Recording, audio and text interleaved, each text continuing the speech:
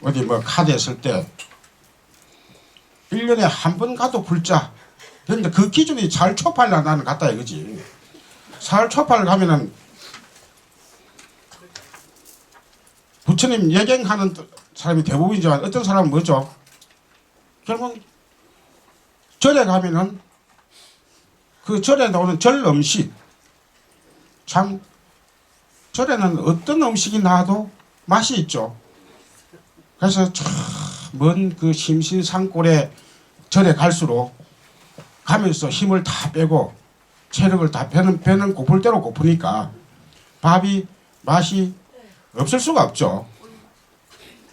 어떤 사람은 또 꿀맛이라고 할 정도에 그 입을 또 타시는 사람이 벌써 있네요.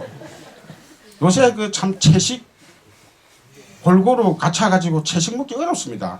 참 우리가 뭐 나물 여기 뭐 여성 불자님도 계시지만 또 나물 하나 만드는데도 원래 그 구색 맞춰서 또 그 절차 다 양념 다 엮고 하려면 말 그대로 정성이 다 들죠. 그런데 절에서 부처님께 예경하고 또 그 참 맛있게 공양을 들고 그날은 참 부처님을 그날 하루만은 기린다. 그래서 나는 불자다 라고 하지만은 이제는 우리가 물론 여러분들이 이번에 또 오늘같이 또 그렇게 일요일 오신 분들한테는 해당되는 건 아니죠. 과연 우리가 정초에 부처님께 복을 빌고 초팔날 그렇게 부처님 오신 날만을 기리는 불자가 됐어야 되겠냐는 거죠. 그래서 이제는 우리가 가면 갈수록 부처님 팔상성도에 나타나는 그런 의미 있는 날들을 이제 우리가 점차 기리는 그런 불공나로 나가야 됩니다. 자, 어제 우리가 부처님 출가 제일이었으니까 우리가 스님들 만나고 그러면 뭐 출가를 언제 하셨습니까? 왜 출가하셨습니까? 마치 기자가 취재를 하듯 그렇게 묻는 사람들이 더더더 있습니다. 그러나 제가 알기로는 그 스님들에게 그렇게 단도직입적으로 그런 출가는 언제 그렇게 묻는 게 아닙니다. 입사는 언제 하셨습니까? 하듯이 그렇게 묻는 게 아니에요. 그러니까 우리가 그 출가라고 하는 것은 그 출가 연도에서 나오는 것도 아니고 말 그대로 그 참 우리가 흔히 종교가 갖고 있는 그 주관적인 상징적인 의미. 그래서 그분이 출가를 할 때는 내가 모르는 그 어떤 마음에 그 깊이 있는 그런 고민들이 다 있었던 겁니다.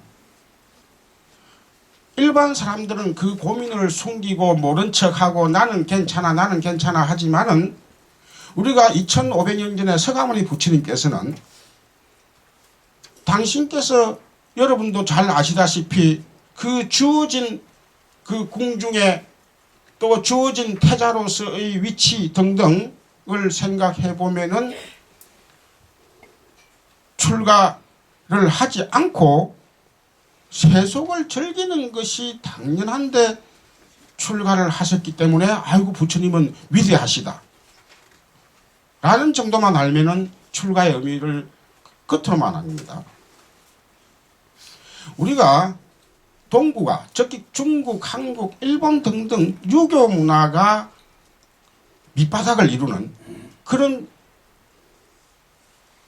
지역일수록 불교라고 하는 그 문화가 즉 어떻게 보면 출가 문화가 자칫 잘못하면은 불효의 가장 핵심으로 받아들인 지금도 있고 실질적으로 불교가 중국에 들어왔을 때도 한 200~300년 동안 유불논쟁이라 해가지고 불교는 그 유교에서 가장 중요시하는 효를 근본적으로 무너뜨린다.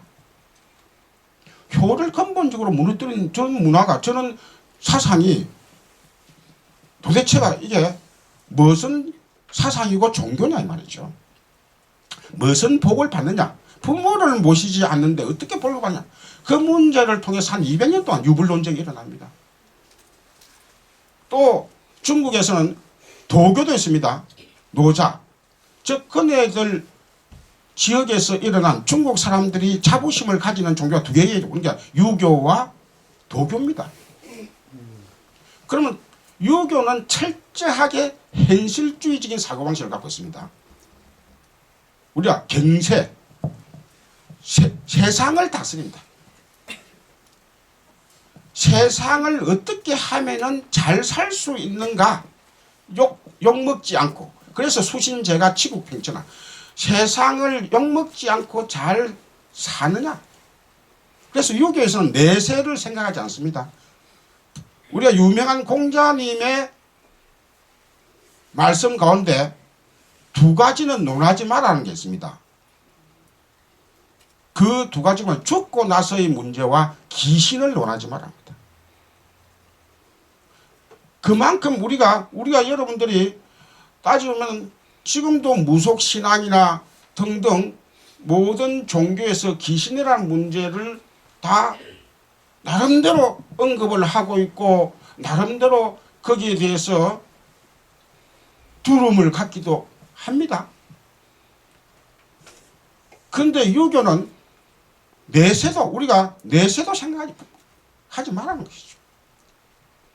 자, 여기서 사람들이 그러면 내세를 생각 안 하겠습니까? 귀신을 생각 안 하겠습니까? 그게 인간 심리예요. 사람은 두려운 존재, 내가 두렵다고 하는 것을 숨기지 않는 게 어떻게 보면 사람입니다. 나는 두렵지 않아.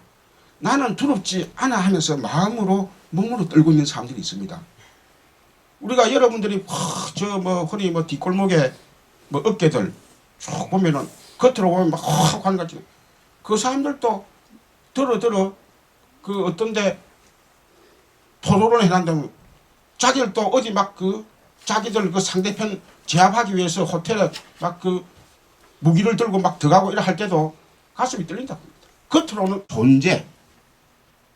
그걸 우리가 귀신이라는 행태로 그 이제 나타나는 겁니다. 귀신의.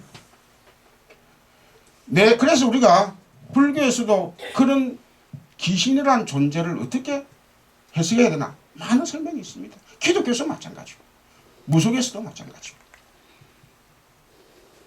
자, 그만큼 인간이 갖고 있는 이 본능적이고 정당함, 다음에 또 내세, 내가 죽고 나서 나는 도대체 어떻게 될까? 인간이 갖고 있는 이 고민을 공자님은 내세는 이야기하지 말자고 합니다.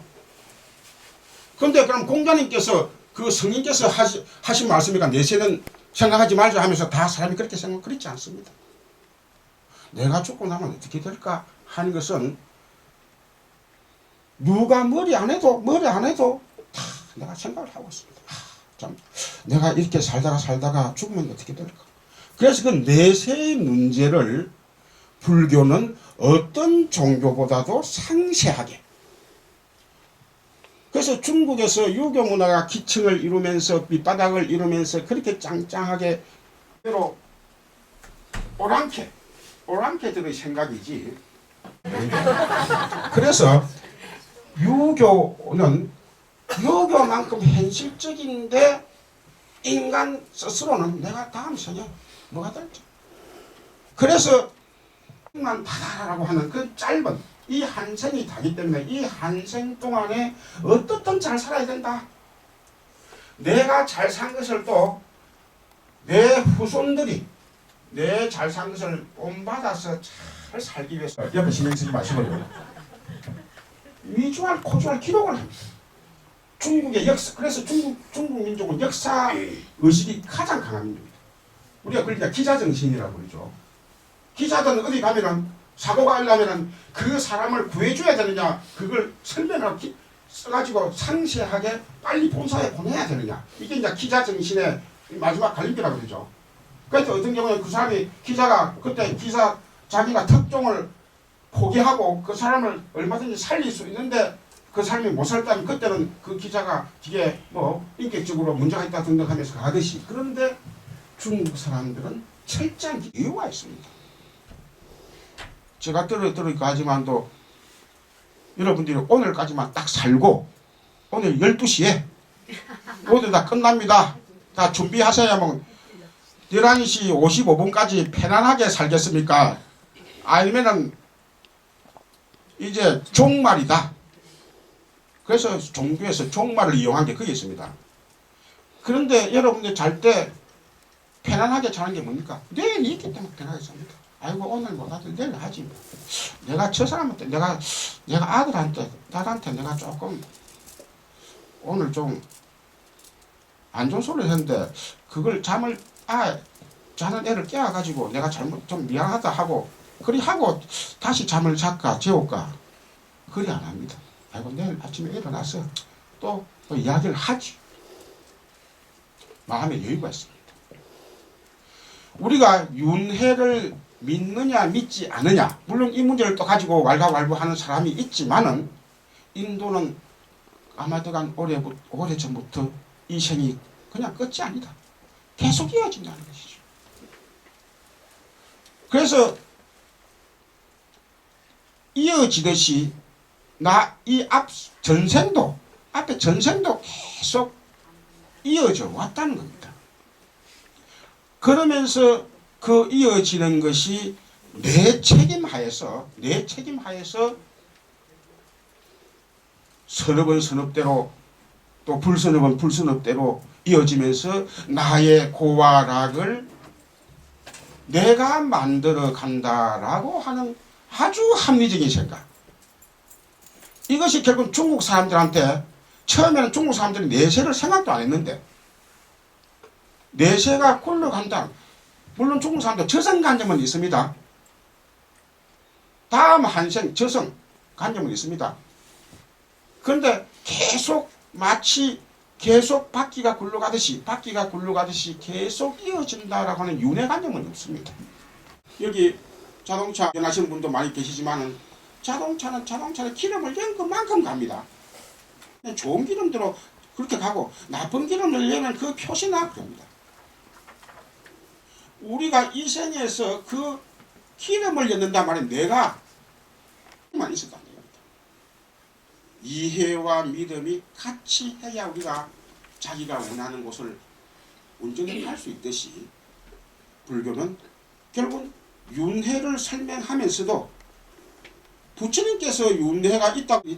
그거는 전생에서부터 자기가 지어왔다는 것이죠.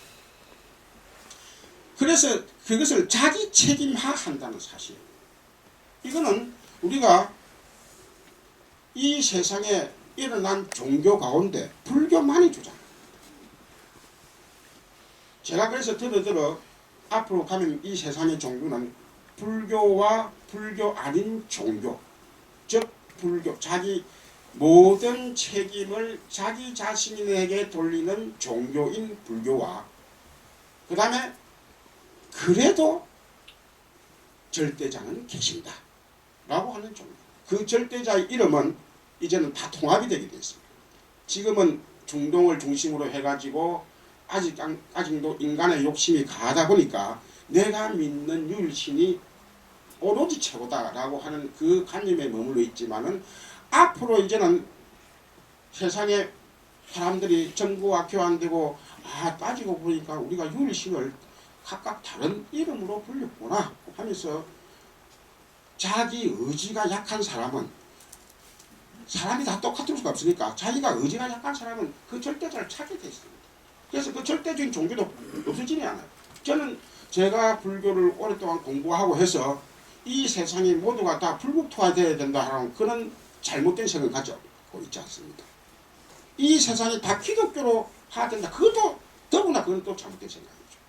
이 세상은 앞으로 가면 갈수록 불교적인 마인드가 가면 갈수록 확장된다라고 하는 것은 난 분명히 그는 확신을 갖고 있습니다.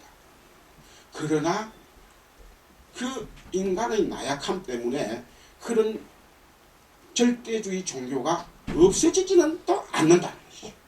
그거는 우리가 불교적인 그 방편입니다. 나약한 존재, 즉 아까 내가 귀신 이야기하고 인간의 두려움 이야기했지만 인간이 두려움을 갖고 있는 이상 그 두려움을 절대적으로 내가 두려움은 내가 해결할 수 없다라고 하는 그런 절박한 상황에 빠졌을 때는요. 그 빠질 때가 있습니다. 내가 젊을 때는 내가 창창하고 해도요. 나이 들고 또 뭐 어떻게 하다가 자식이 위급한 상황에 빠지고 나도 사업을 하다가 뭔가 생각지도 않은데 위기에 빠져서 절체절명에 빠졌을 때는 그런 절대자를 찾게 되어 있습니다. 우리 불교에서는 그런 분이 이제 간센보살님이죠. 그래서 우리가 불교도 자력 종교로서의 서가모니 부처님의 큰 밑둥치가 있지만은 그 밑둥치에서 가지가 나고 열매가 열리고 또 꽃이 피고 열매가 열리고 할 때는 중생들의 큰기에 막힌 그 위급한 상황에 빠진 사람이 좌절하지 않게 불교 안에서도 간센보살이라고 하는 그 절대 구원의 그런 보살님을 놔두고 계십니다. 그러니까 이제 무슨 말이냐면 불교를 믿으면 다른 종교를 믿을 필요가 없다는 이제 하나. 불교가 오래된 종교이고 불교는 대부분의 종교를 다 포섭하다 보니까 세월이 흐르면서 많은 보살님들의 그 놔두심을 통해서 우리가 종교적으로 보살님을 놔둔다 그러고 우리가 학문적으로 설정이라고 합니다. 그 설정을 통해서 인간이 갖고 있는 그런 아주 급박한 상황에서도 자기가 좌절되지 않고 임시로 설 수 있게 합니다. 그래서 자기가 그 위급한 상황, 괴로운 상황을 벗어났을 때는 또 자기 스스로 자기가 자기 인생의 책임을 지는 그런 대로 나아가야 됩니다. 아무튼 부처님께서 제가 출가에 대한 이야기를 하면서 중국 이야기 속에 너무 또 내가 빠져버렸는데요. 왜 이런 이야기를 하냐면 출가라는 말이 중국 한국으로 오면서 인도에서는 정말 출가라고 하는 것이 너나 없이 그냥 보편적으로 쉽게 이야기되는 출가라는 그 말이 중국, 한국, 일본에서는 마치 불효를 하고 뭐 세속을 떠나고라고 하는 아주 극단적인 의미로서 고차가 된다는 것이죠. 인도에서는 각 종교마다 불교만 출가하는 것이 아니라 인도에서 일어난 종교 문화는 다 출가 정신을 갖고 있습니다. 그래서 우리가 오늘날에는 사실 출가라는 의미를 오늘날에 맞게 이제 해석을 해도 인도 당시 부처님께서 출가를 하실 때는 인도는 대가족 사회입니다. 우리나라도 한 100년 전만 하더라도 뭐 거의 뭐 한 집안 안에 뭐 다 손자까지 해가지고 대가족, 삼촌도 많고 등등 대가족 사회에서는요. 그래서 자식 한둘이 출가를 해도 다 삼촌들이나 백부들이 다 어떻게 보면 두루두루 먹고 사는 데는 지장이 없습니다. 근데 오늘날 핵가족 사회 아파트에 딱 부부하고 아들 하나 혹은 딸 하나 이렇게 살면서 자기가 출가를 하고 나면 여자가 말 그대로 거리에 나앉아야 되는데 출가한다면 그건 출가 잘못된 거예요. 그게 이제 출가 문화. 그 대가족 사회에서는 한 사람이 출가를 해도 그 남은 사람들이 생활하는데 참 크게 지장이 없는 겁니다. 가장 기본적인 생활이었어요. 물론 정신적으로는 나름대로 서운하고 빠지고 하죠.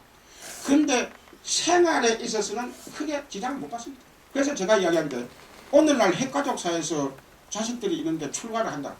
그걸 하면 안 된다. 나는 과감하게 이야기합니다. 그건 내가 인도에서도 살아보면서 인도 문화라는 것을 접해봤기 때문에 그래서 부처님께서도 출가를 하실 때 과연 당신께서 세속을 버린다라고 하는 감정을 가지고 출가를 하셨느냐는 것이죠. 그 가장 그 적나라한 예가 부처님께서는 사춘기 때부터 이제 출가를 마음에 두고 참 말 그대로 나이 이제 7살 조금 넘었는데도 그 밭갈이 하는 그 모습을 보고 그 전기에 그 밭속에서 나온 지렁이나 애벌레가 그 반토막이 나면서 그 반토막 나가지고 그 살려고 발부둥치는 그 애벌레를 그 나무에서 새들이 내려와가지고 서로 먹으려고 하는 그 모습을 보고 보통의 애들 같으면 장난삼아 이것을 해꾸지하고 이렇게 할 텐데 거기서 곰곰이 수화 선정이 됩니다. 7살 나이에 나무에서 그 모습을 보고 선정이 된다는 것이죠. 아, 이 세상이 왜 이렇게 평화롭지 않고 저렇게 오른손을 괴고 그 맹상에 잠긴 그 모습, 그 자세가 딱 우리가 흔히 선정할 때 똑바로 해가지고 이 팔을 손을 가운데 모으고 하는 그런 자세가 아니라 쭉 되고 우리가 참 그 명상의 모습, 그냥 출가를 해가지고 여법하자는 모습이 아니라 그 태자 사유상입니다. 우리가 그 모습을 보고 세계의 불교를 모르는 세계의 미술가, 그 조행미를 아는 사람들 거기에서 엄청난 그 숭고미가 나옵니다. 종교적인 숭고미가 나온다고 그러죠. 저는 그 모습하고 그 다음에 제가 인도, 파키스탄 등등을 제가 탑사하면서 박물관에 쭉 보면요. 옛날에 그 여러분들이 아마 칸다라 미술이라 해가지고 그리스 영향을 받은 그 불교 미술을 칸다라 미술이라고 그러는데요. 그냥 부처님 팔상 성도를 중심으로 하고 각 부족분들이 많이 노는데 그 가운데 부처님께서 출가를 하기 바로 그 직접 바로 새벽녘에 그 이전까지 참 말 그대로 정반왕은 또 자식이 또 출가를 할까 싶어서 혹은 또 세속의 염증을 느끼가 싶어서 계속 파티를 열고 하지만은 그러나 파티가 끝나고 나서 그 춤추는 무녀들이 흐트러져 자는 그 모습, 궁중뜰에서 인도는 더운 지방이니까 마당에서 자고 하는 그 모습을 보고 도리어 더 아버지는 세속의 그런 아름다운 모습을 보여주려고 했는데 서가모니 태자 부처님께서는 그 태자 시다타 태자는 도리어 더 그 파티가 끝나고 나서 그 허무함, 그 모습을 보고 아, 내가 이 공허한 감정을 내가 내 스스로 이 원인을 알지 못하고는 내가 앞으로 태자 생활을 못하겠다 싶어서 출가를 마지막 딱 결심을 하고 한데 마지막 걸리는 게 결국 아내가 걸리는 거죠. 태자비가 걸리는 거죠. 그러면서 며칠 전에 태어난 아들 라훌라. 그래서 그 침상에 앉아서 태자비와 아들이 곤히 자고 있는 그 침상 머리에 앉아서 역시 팔을 개고 곰곰이 고개를 숙이고 생각을 하고 있는 그 모습. 저는 이 두 모습 중에서 아까 앞에 수하 선정상하고 방금 그 태자비의 침상에서 내가 지금 이 어린 애와 내가 출가를 하고 나면은 가장 슬퍼하고 할 이 아내를 두고 내가 출가를 해야 될까라고 하는 마지막 그 모습. 저는 더 인간적인 모습은 더 마지막 이 모습, 두 번째 모습이었습니다. 우리가 여기에서 우리가 서가모니 부처님의 인간적인 모습을 볼 수 있고 또 한편으로는 우리의 모습입니다. 우리는 세상을 살다 보면은 내가 내 마음에 뭔가 아이고 세상 나도 내가 하고 싶은 거 하고 싶다. 아이고 나도 어디 절에 가서 내가 좀 한 100일 기도를 좀 하고 싶다. 그러자니 공국을 100일 동안 끌릴 수도 없고 요새는 뭐 공국끼리 뭐 남자들이 뭐 3일 동안 각오를 해야 된다는데 이거 뭐 100일 기도는 갈 수도 없고 아무튼 자식 걱정 남편 걱정 때문에 내가 어디 가서 그래도 내 마음을 조금 정리를 하고 오고 싶은 생각은 여자든 남자든 다 있습니다. 아이고 나 이 직장 좀 내가 한 3개월만 내 여유를 두면은 어디 뭐 인도 내가 여행을 간다든가 아니면은 저 아프리카 뭔가 그 원시적인 모습이 남아있는 그곳에 가가지고 내 본래 모습을 좀 보고 싶다 라고 하는 사람들이 있습니다. 근데 누가 그런 시간을 냅니까? 근데 인도 당시 부처님 당시의 인도는 그런 출가 문화가 불교뿐만 아니라 인도에서 일어난 모든 종교는 다 그런 출가에 대해서 아까도 이야기했듯이 특출나고 희귀한 것으로 생각한 것이 아니라 누구나가 다 젊은 사람이면은 그렇게 할 수 있다는 거예요. 그래서 출가를 보편적으로 생각하는데 불교는 다 같은 인도에서 일어난 출가 문화 중에서 불교는 어떤 모습을 띄었기 때문에 불교가 되었느냐는 것이죠. 여러분들 아까 얘기한 중국, 한국, 일본에서 출가하면 불교를 떠올리지만은 인도 가가지고 출가하면서 불교를 떠올리면 그 사람은 잘못된 거예요. 왜냐하면 인도 사람들은 다 출가라는 그런 개념을 갖고 있으니까. 자이나교 같은 경우는 불교보다 출가가 더 엄격합니다. 완전 무소유죠. 근데 불교는 여러분도 제가 이제 결론적으로 말씀을 점차점차 드리지만도 불교는 출가를 했다 해서 출가를 종착역으로 생각하지 않다. 불교는 출가를 했다 해서 출가하신 분들이 모이는 그 단체 교단이 가장 이상적인 종착역이다 라고 하는 것이 아니라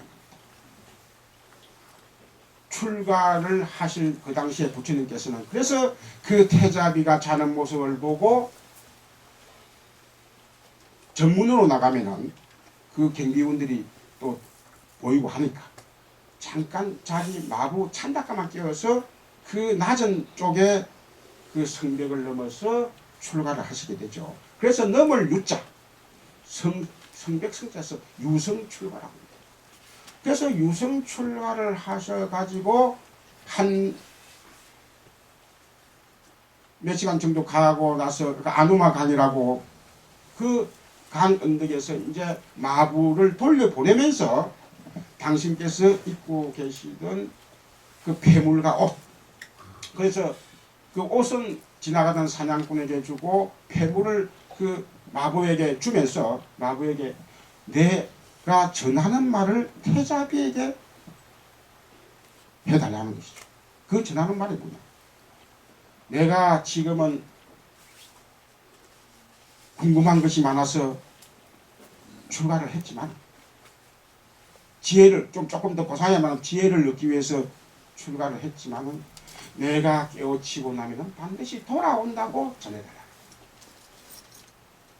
태자비에게 돌아온다고 전해달라. 그러니까 부처님께서는 출가라고 하는 것이 종착역이 아니라 어디까지나 출가도 가정이라는 것이죠. 내가 깨우치기 위한 가정이라는 거예요. 나는 내가 궁중을 떠나서 내가 수행을 하는 것이 내가 뭔가 요새식으로 한 소식 할 것 같다는 생각이 들어서 출가를 했다는 거죠. 그러나 그것을 출가 종착역으로 생각하지 않아서 부처님께서는 결국 도를 이루시고 나서 여러분도 아시다시피 마을로 돌아오십니다. 사가족 당신들의 그 사촌들뿐만 아니라 아들까지도 다 같이 거느리죠. 그러면서 저 심신산골, 인도는 심신산골 자체도 드무지만은 먼 곳에 짓지 말고 저는 마을에서 멀지도 않고 가깝지도 않은 곳에 지어요. 저는 부처님께서 절 위치를 이렇게 딱 정확하게 멀지도 않고 가깝지도 않은 곳에 지어라. 너무 멀면은 마을 사람들이 불편하다. 무슨 말이겠죠?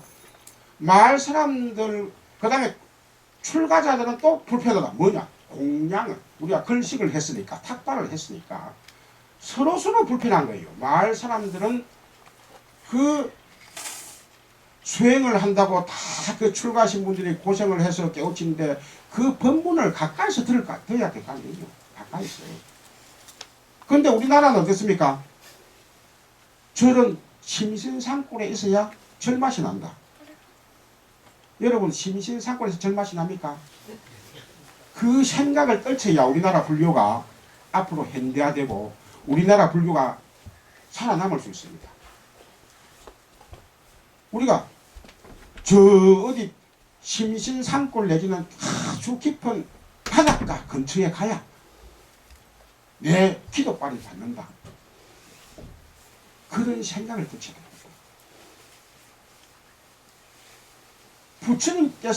부처님께서 저런 마을에서도 멀지도 않고 갑니다. 이게 바로 출가를 하신 분들이 출세간에만 머무지 않고 세간과 함께 했다는 것이죠. 신자들과 함께 했다.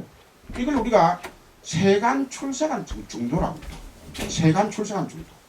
우리가 보통 초기 불교에서 중도를 할 때 세 가지 갈래로서 많이 이야기하는데 유무중도, 유와 무중도 이건 철학적인 문제입니다. 그 다음에 고락중도 이건 심리적인 문제죠. 근데 유무중도와 고락중도는 이야기를 들어 많이 하지만은 세간 출세간 중도에 대해서는 잘 이야기를 안 합니다. 저는 그런데 도리어 더 불교의 대중교화적인 측면에서 이야기할 때는 세간 출세간 중도가 불교의 성격을 드러낸다. 우리가 불교는 뭐 출가하는 종교다, 세속을 끊는 종교다. 불교는 심신산골에서 스님들이 맑고 맑은 채식과 맑고 맑은 샘물만 마시는 그런 분이다라고 하는 스님들의 모습을 자기가 하지 못한 것을 이상화시키는 그런 대리만족의 성직자로 만들고 있습니다. 그게 이제 우리가 다른 종교는 그렇게 할 수 있어요. 왜냐하면 다른 종교는 절대자의 대리자가 성직자니까. 그래서 다른 종교는 신부님도 그렇고 목사님도 그렇고 그분들은 절대자의 대리인이니까 순수하고 성스럽고 해야 됩니다. 그런데 스님들은 너무 깨끗하면은 다가가기가 쉽겠습니까? 어렵겠습니까? 와, 난 그래도 깨끗한 스님이 좋던데요. 물론 그 정신은 좋아요. 그래서 우리가 그런데 그래서 우리가 불교가 이 도교화됩니다. 중국에 들어와가지고 아까 내가 유교와 불교 관계도 얘기했지만 도교 뭔가 세속의 인위적인 때감지 않은 그런 무의자연의 존재 그걸 우리가 도인이라고 그러고 도사라 도인이라 같은 말인데 요새는 도사라는 말이 조금 격이 떨어지니까. 근데 불교가 중국에 들어와가지고 마치 도인같이 그렇게 처음에 중국 사람들이 받아들였습니다.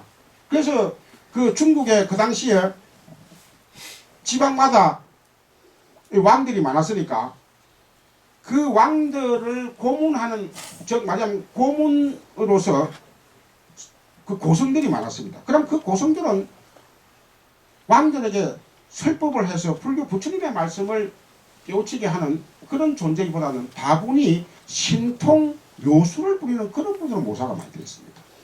그게 이제 인도적인 견지상 스님이라기보다는 중국의 도사, 도인의 그런 모습이죠.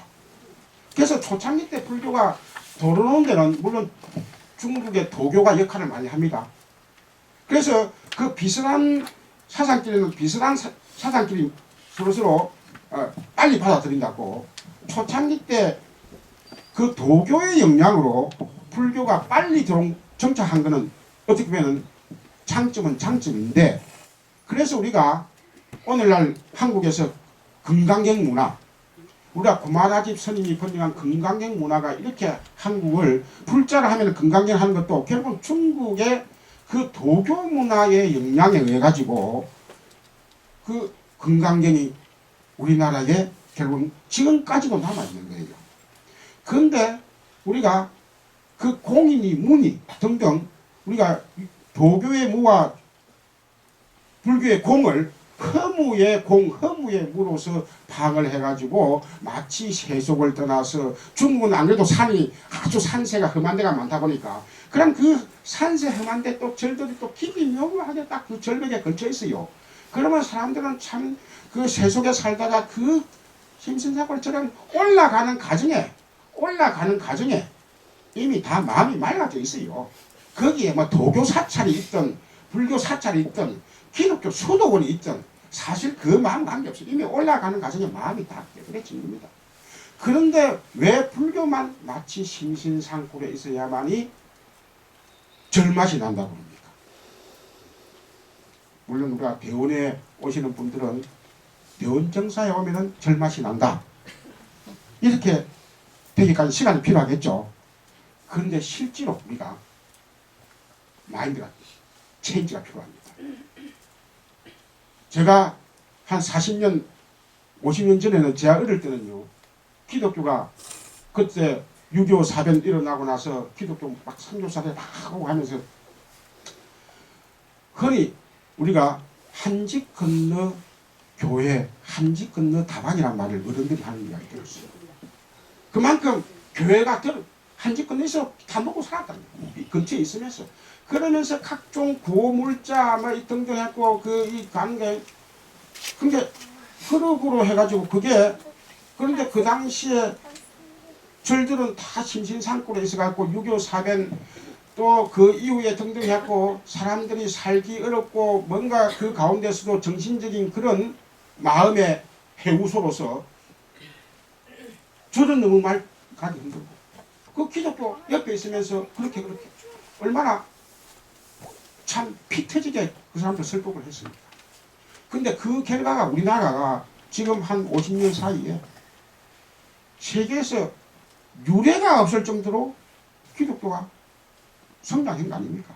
교황청에서 깜짝 놀래고 할 정도로.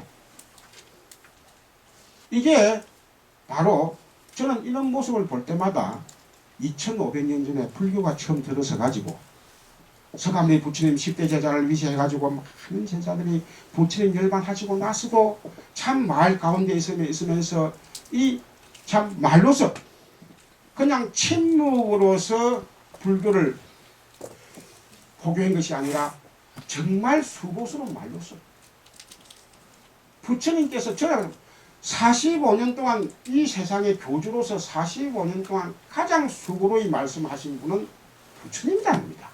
왜 우리는 부처님께서 참 입이 아프도록 그렇게 말씀을 많이 하셨는데 왜 제자들은 특히 중국에 넘어와서는 왜 말을 안 하려고 하느냐. 그러면서 저는 또 왜 깊은 산속에 있어야 절맛이 난다는 이런 잘못된 출가라고 하는 것이, 마을을 떠나서 깊은 산속으로 가는 것이 출가다. 이거 잘못된 게 우리가 앞으로 불자들을 특히 특히 우리 대원불자님들을 중심으로 해가지고 서서히 꽂혀나가야 됩니다. 이게 이제 우리가 그 이후에 중국이라는 그 도교 문화적인 환경, 그 다음에 그 도교의 영향도 우리나라도 받기 때문에 처음에 들어왔을 때 조금 방편으로서 불교를 도교와 비스무리하게 그래 해서 어느 정도 안착은 했지만은 이제는 불교의 부서가물 부처님의 본래 정신을 돌아야 됩니다. 그래서 이후에 대성불교가 일어나면서는 그래서 출가라고 하는 데 대해서 두 가지 형태의 출가를 흔히 논사들이 정리하기도 합니다. 그래서 모습으로의 출가와 마음으로서의 출가. 그래서 모습으로의 출가를 형출가, 모습 행자를 써서 형출가라고 그러고 마음으로서의 출가를 신출가라고 합니다.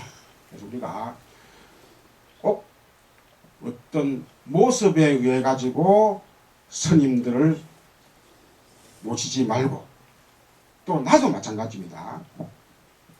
절에 갈 때도 내가 절이라고 하는 내가 어떤 아주 신비스럽고 뭔가 영음하고 한 그런 것만 빠져서 절을 찾지 말자는 것이죠. 그래서 우리가 가장 훌륭한 영음은 부처님도 우리가 그걸 신통이라고 합니다. 가장 큰 신통은 부처님 교법에 있습니다. 우리가 육신통에 있는 것도 아니고 우리가 부처님께서 직접 말씀을. 그래서 이 부처님께서 남기신 말씀, 그 다음에 우리가 흔히 오가는 말들, 부모님이 자식에게 하는 그런 따뜻한 말들 등등 친구 간에 그 말 속에 그 말이 신통하다는 거예요. 그래서 출가를 하시지 않은 여러분들도 마음으로서는 얼마든지 출가를 했을 수도 있고 또 어떤 때는 접을 수도 있고, 그래서 우리가 출가 제가라고 하는 이런 이분법에서 벗어나가지고 부처님 출가 정신에서도 마찬가지지만은 우리 스스로도 또 출가하시면 출가하신 분대로 또 역할을 다, 우리가 안경에 놓지만도 출가한 사람은 출가에 집착해서 그 한 극단이 되고, 세속인들은 세속에 집착해서 한 또 극단이 되고. 그래서 우리가 우리의 삶이라고 하는 것은 평범한 일상 가운데서도 그 의미를 찾을 수 있습니다. 그러니까 그걸 초월, 기독교에서는 그걸 이제 초월, 종교에서는 초월이라고 하는 거죠. 우리가 평범한 일상 가운데서도 의미를, 불교에서는 그걸, 저는 의미를 찾자는 거예요. 어떤 사람들은 이 평범한 의미가 별거 있느냐, 아침에 일어나서 밥 먹고 직장 갔다 오고 이게 너무 무의미하다 했는데 어느 순간 직장을 잃고 어느 순간 식량이 떨어져서 굶다 보니까, 야, 그때 밥 한 끼 그래도 오손도손하게 먹고 그때 내가 직장에 갔다 와서 이렇게 돌아오고 하는 그런 가정들이 너무나 그립다라고 할 때가 있습니다. 그래서 그런 일상의 생활 가운데서 삶의 귀중한 의미를 부여하는 그 주체는 내 자신입니다. 그는 엄밀한 내 자신입니다. 그래서 우리가 이러한 부처님의 출가 정신이 멀리 있지 않고 우리 스스로의 생활 가운데, 우리 마음 가운데 있다라고 하는 그런 결론을 내리면서 본문을 마치도록 하겠습니다. 고맙습니다.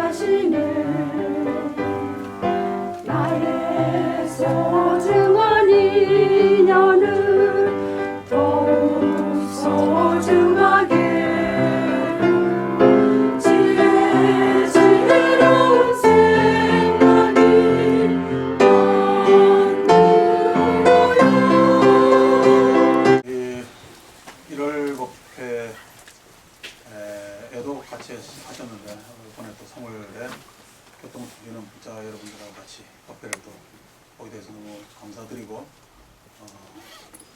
왜냐면 또 그때는 보람에 들어간 돈을 또 막보해서 이렇게 같이 법회를 보게 됩니다. 그래서 딸에 우리 고승초청 법회를 하려고 그래서 큰 스님들 섭외를 좀 요번에 한 서너 분 해서 했는데 갑자기 하니까 뭐 다들 일정이 복잡하신가 봐요. 그래서 그건 가을로 좀 미루고 다음 달에 아마 고우스님은 시간이 되신 것 같아요. 그래서 4월 말경이나 초파일 지나고 해서 고우스님 독감이라 그러네. 그런도 연세가 이제 서상견시야